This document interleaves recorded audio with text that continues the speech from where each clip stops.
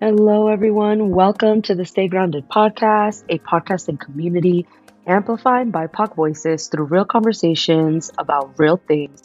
I am your host, Natalie Q, and I'm super excited about today's episode, 4 practices that will help you optimize your life. So, 3 things that we're going to be learning today is one, of course, the 4 practices that will help you optimize your life.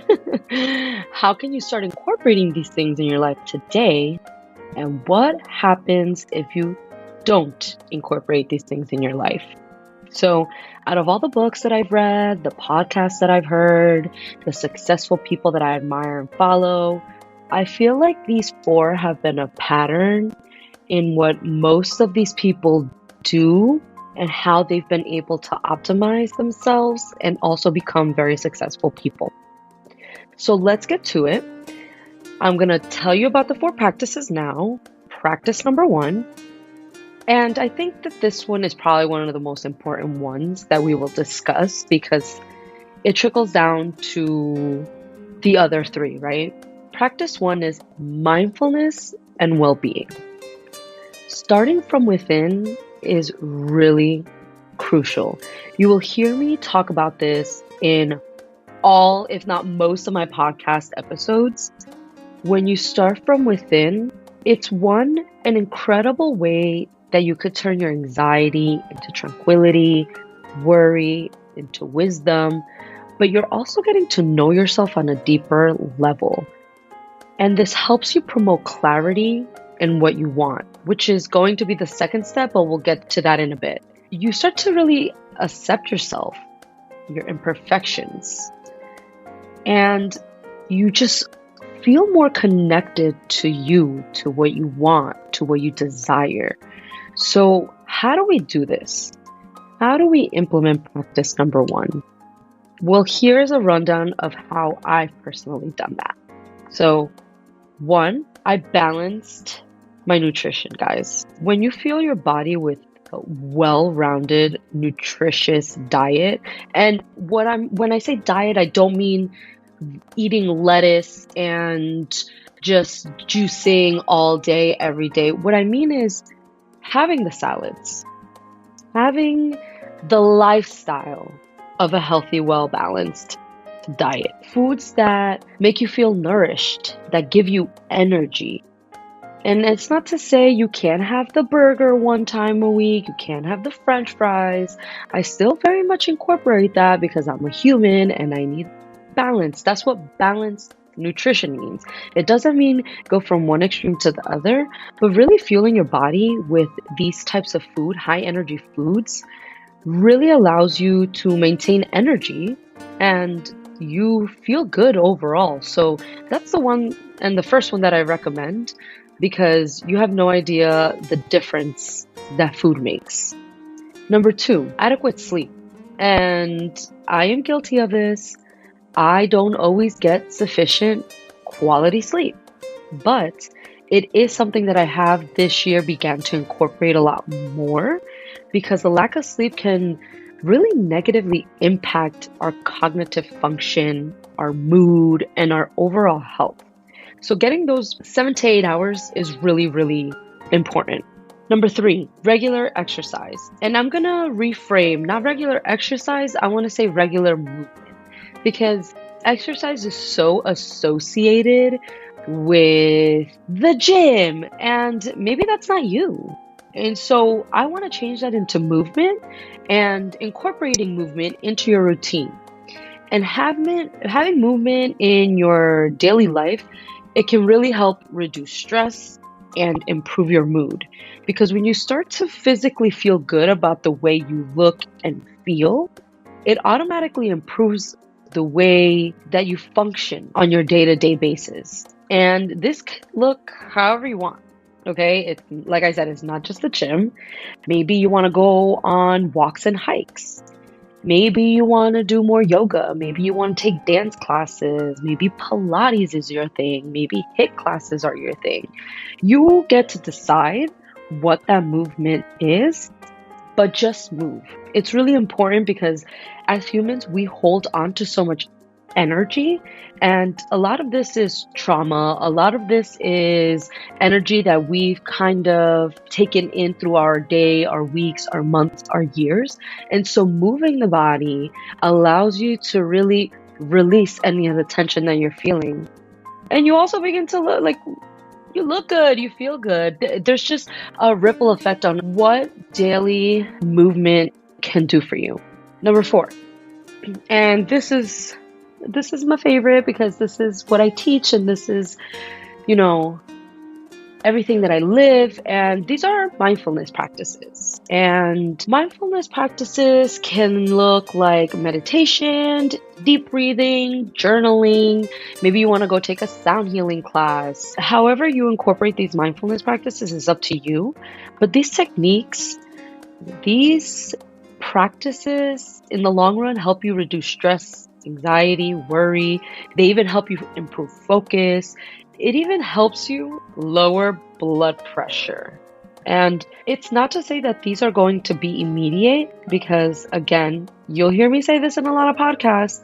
We live in a world where you want things right away, but they're called practices for a reason.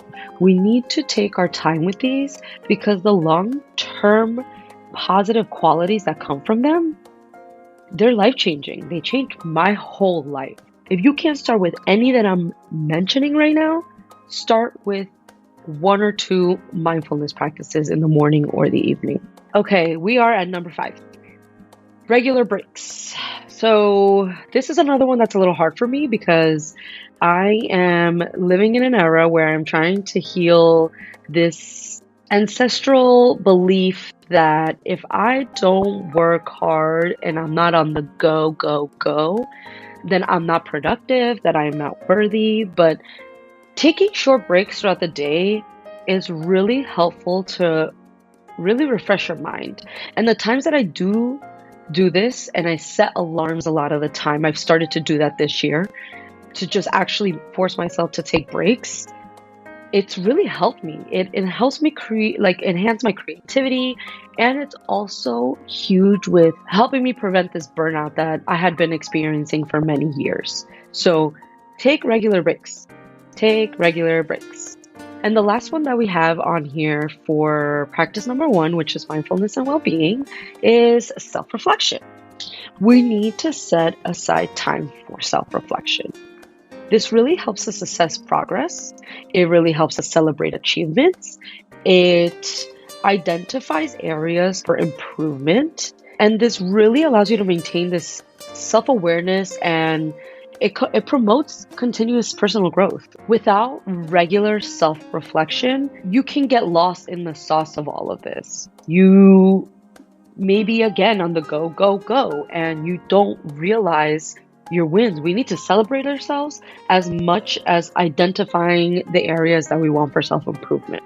So this is practice number 1, y'all. I know I went through a lot, so let's do a little rundown of this one. For practice number 1, mindfulness and well-being, how do we do this?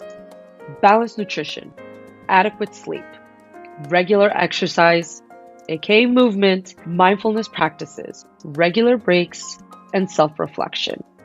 Now let's move on to practice number 2, setting clear goals. So once you incorporate this practice 1, practice 2 will really become more natural to you. Why? Because that first one is allowing you to get to know you. And when you do that, clarity, it honestly, it soon follows. Maybe not right away, but you will start to feel clarity because of that self-awareness, because of that self-development that you're working on.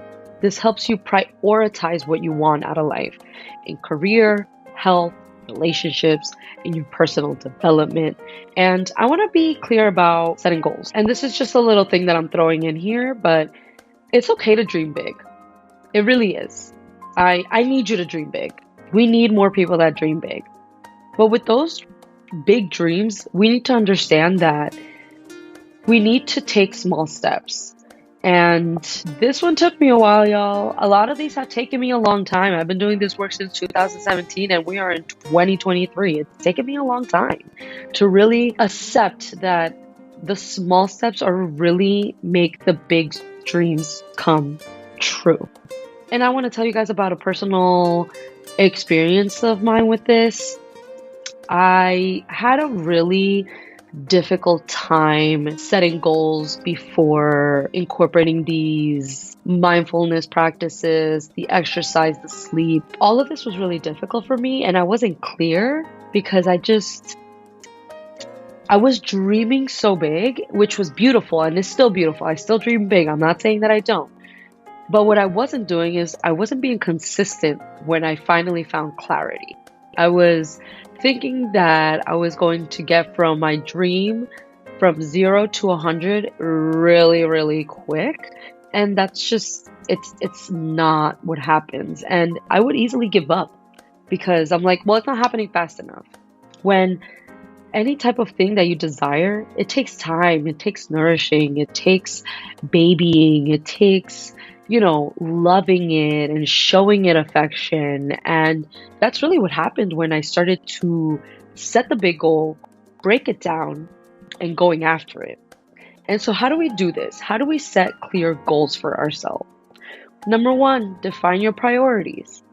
Okay, so let's identify the key areas of your life that are most important to you. Maybe that's a career, maybe that's in health, maybe that's relationships or your personal development. Make sure you're also thinking about, and this is really important because I didn't do this, and I kind of wish somebody would have told me that this part was really important, but I want you to think about, how do you want to feel when these goals are achieved? Because this is really, really important. Because it's going to allow you to keep going. It's going to allow you to really be connected to that goal that you're setting for yourself. So define that priority. What do you want and how do you want it to make you feel? 2, write out a game plan. We need to write these things. Write out each goal and break them down into small but actionable steps. Do you want to start a meditation practice, for example? How many times are you willing to sit down and practice on a weekly basis? And then make sure you're doing it. Maybe you need an accountability partner, and that's okay too, because we all thrive in community, so find someone. This one's really important because action is everything. So I'm going to show a little tough love right now. I need you to stop making excuses as to why you're not showing up for yourself and show up for yourself, because no one will do it for you. You need to show up for you. If you love yourself enough, and even if you're working towards that, show up. Show up. And I'll repeat that one more time. Show up through action. And the last part of this is regular review. It's really important that we periodically review and adjust our goals as needed. This really ensures that, our objectives remain aligned with our ever-evolving priorities. And that's not to say that game plans don't change. It's a part of it. You're supposed to grow. They're supposed to change. But it really keeps you in order about what you're trying to achieve. And this also means that you need to celebrate yourself when you've accomplished something, because this is a huge win. No matter how big or how small, these regular reviews allow you to celebrate where you are, because I feel like we're just always looking for the quote unquote success. But what if that small goal was a part of the success already? It is a part of the success already. And so I want you to celebrate yourself. That's why these reviews are so important. And I began to do them more often. And one thing that I'm going to add about this is, honestly, this is really a way that allows you to spend time with yourself. And it allows you to get clear again, which is setting clear goals. It allows you to get clear about what you want. So regular reviews, guys, make sure that when you're setting these goals, it is exactly what you're doing.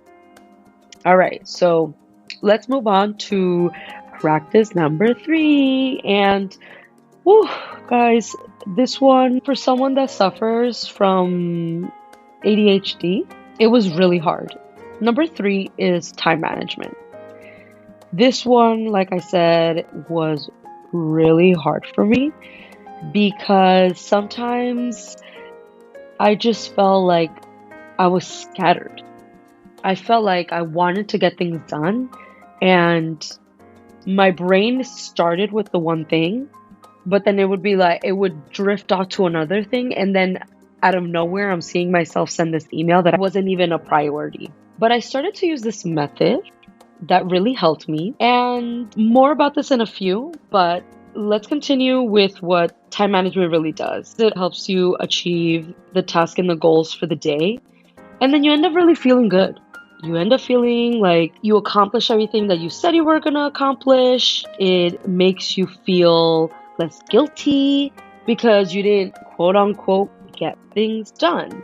So make sure that you're filling up yourself with to-do lists, but asking yourself, is this helping me achieve my bigger goal? Is it helping me take myself to the next step? And of course, one of the things that time management brings is it really increases productivity naturally. So then how do we do this? How do we prioritize, right? How do we do this? Because for me, it took me a while. I read a lot of books. I did a lot of research on this. And these are the three things that kind of helped me and have helped me. And I hope they help you too. One of them was prioritizing my tasks. Not everything can be high priority. It's impossible because we are one person, we are one human, and we just can't have high priorities all around.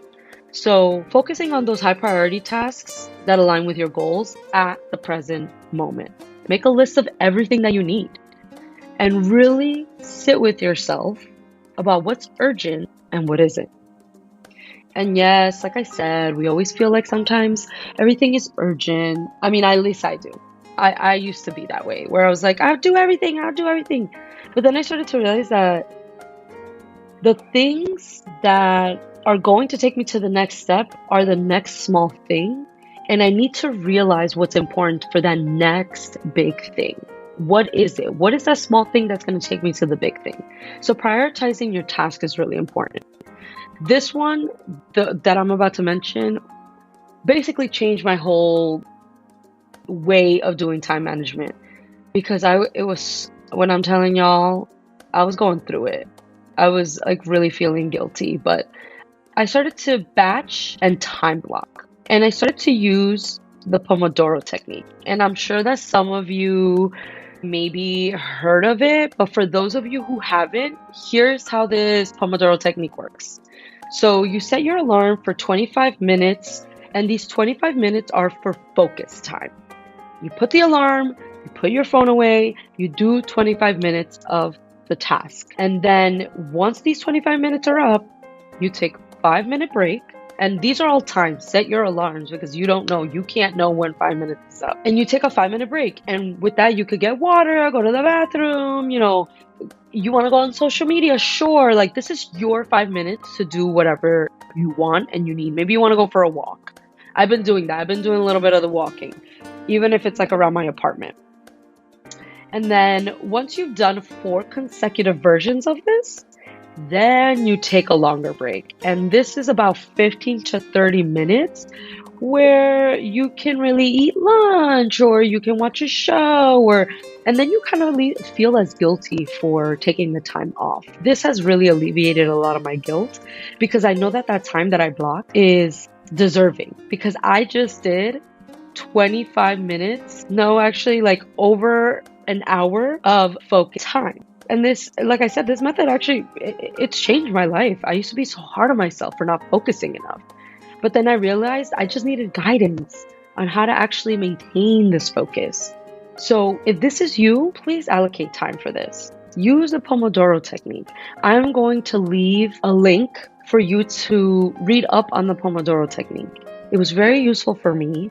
And I think that it could be very useful for you, especially for people that suffer from so much distraction, ADHD. I hear you. I feel you. You're seen. But then let's find a solution for this because we can't use this as an excuse as to why we are not progressing. So you will find that in the show notes below. Okay. This last one was also a little difficult for me, and it's starting to say no. Learning to say no and recognizing your limits and being willing to decline certain commitments that really don't align with where you are, with your values, with your goals. Like if you don't want to go out for cocktails on a Friday and you'd rather stay in to just rest, there's nothing wrong with that. If you want to stay in to work on your dream, there's nothing wrong with that. But learning to say no, and this is part of building boundaries with people, this is a huge game changer. You need to learn how to say no. So this is practice number 3, time management. And let's move on to our last one. And this is a favorite of mine. Practice number 4 is continuous learning and adaptability. And this one's really important for growth purposes. We're always students of life, forever. So let's embrace that and let's welcome it, because it really helps us in our personal and professional growth. And allowing yourself to continue learning and adapting to these new ideas, it really leads you to an optimized life. It leads you to always allowing yourself to take in information and learning from it. And it's not to say that you should take in all the information in the world. No, it's reading the books, right? It's promoting your well-being, your professional life, your health in all the right ways. And here are a few books and podcasts that have changed my life that I hope help you. One of the books is Think and Grow Rich, if you haven't read it. You Are a Badass by Jen Sincero. And I'm going to leave all of these in the show notes below, just so you have them and you can read them. One of my favorites is the 5 a.m. Club. Woo, this changed my life. And podcasts that you can listen to, this one, of course, the Stay Grounded podcast, guys. To listen to the episodes that we have before this. All incredible information. But also, I love this podcast called Yo Quiero Dinero. It is by a Latina, and she teaches us really how, as Latinos, people of color, how we can really have wealth in our lives. I'm going to leave that, of course, like I said, below, so you have all of this information. And so now that we've gone over the 4 practices, and let me go over them because I know I went over so much information. Practice number 1, mindfulness and well-being. Number 2, setting clear goals. Number 3, time management. And number 4, continuous learning and adaptability. So what happens if you don't incorporate these things? Well, number 1, and I'm sorry to be the bearer of bad news, you will stay the same. You are going to stay with those same stagnant feelings that you felt most of your life. So why don't you begin to ask yourself, what would happen if I actually began to action and incorporate these practices? Ask yourself, write about it, do all the things, because you already know what it's like to feel stagnant and feel the same. Why don't we try feeling incredible? Why don't we try optimizing our lives? You also just are not allowing yourself to live your full potential. And I think we're here on this planet Earth to really live our full potential. And that looks different for everyone. That is not the same for everyone. So just a reminder, it's not the same for everyone, but if you don't incorporate these, you're going to limit yourself. And in one of my podcast episodes, I remember speaking to Dr. Caroline Garcia about joy. And she told me that one of her life coaches said, you know where most of the creative ideas are? And she was, I guess, not understanding where he was going with this. And he's like, the cemetery. Because the cemetery is where all these people die with all the ideas, with the books that weren't written, with the art that wasn't made, with the music that wasn't produced. This should be a wake-up call. You don't want to be that person. You want to be that person when you leave this planet Earth that really optimized their lives. And again, this kind of goes back to the cemetery thing. You kind of grow old and realize that you just didn't do the things you always wanted. And why not? Why not? Why shouldn't you do the things that you want? Why shouldn't you live your life on full potential? You're entitled to it. It's your birthright. So let's begin to incorporate these wonderful 4 practices. And like I said, small wins, guys. Every day is not going to look perfect. We are not perfect 365 days a year, but we can sure try to be great a quarter, 50%, 75% of this time. So again, let's summarize because I know I went over a lot. Number 1, mindfulness and well-being. 2, setting clear goals. 3, time management. 4, continuous learning and adaptability. And I really want to encourage you, like I said, to implement these practices gradually and consistently. Okay? Because again, you don't want to go back and just like feel like you're not living your full potential. You're worthy, you deserve it. And I invite you to honestly let me know how these go. I encourage you to share them on social media and tag us. How have these optimized your life? Take small steps, and if you need help, I'm here. This is what my services do. My services are always open to you so you can optimize step 1 of this journey, which sometimes is the most difficult one. So make sure that you reach out with questions, concerns, and ways that I can help you.